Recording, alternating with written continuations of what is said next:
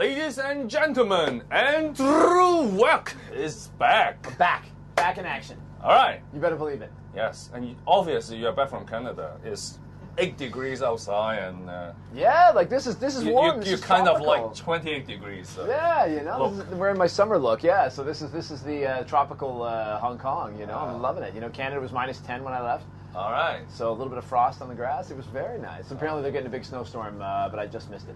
Okay, back to here. Okay, back to Hong Kong. Well, actually, what I wanted to talk about today is actually it had a little bit to do with an experience I had in Canada that made me think about Hong Kong.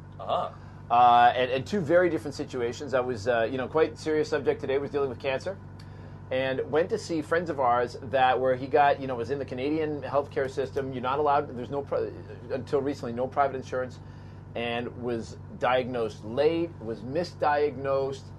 And at the time, my wife had told this guy, you got to go to the U.S., you got to go to Hong Kong and get a proper a second opinion, a scan, don't wait. But even a year later, after this guy's gone through everything, and he could have been saved if he had gotten earlier treatment and not been misdiagnosed, but they still had this attitude of, well, that's the system you have, and so that's what you put up with. Whereas, by contrast, we had close friends, Hong Kongers. When that happened to them, had family in Canada, they pulled them out of Canada, brought them to Hong Kong, same day scan, got everything sorted out, and went back to Canada with the results and said, this is what's going on. We are not going to wait. And it made me think about politically what people will accept or what they will tolerate. Here's a guy who's going to die in the next couple of months from cancer, and he and his wife both have this like, well, that's the way it is. Whereas you have the Hong Kongers who just wouldn't accept that. Right, and you look at it, but different people in different places accept different things, and politicians have to be sensitive to that. You know what? This is a very contentious issue throughout the past 20 years. Okay. I mean, in Canada, you're right. Basically, it's socialized healthcare. Yeah. You just have to go to the public system for healthcare. And you suck it up. And people do. And you don't really have a choice. Yeah. You can't, basically, you cannot go to private doctors. Right. Except you pay for something extremely high price, which most people, if they have to pay that price, well, they would have to leave the country. They would just go to the U.S. because the U.S. is basically a market-driven healthcare. Yeah. It's all about insurance and all that. Or they came back to Hong Kong.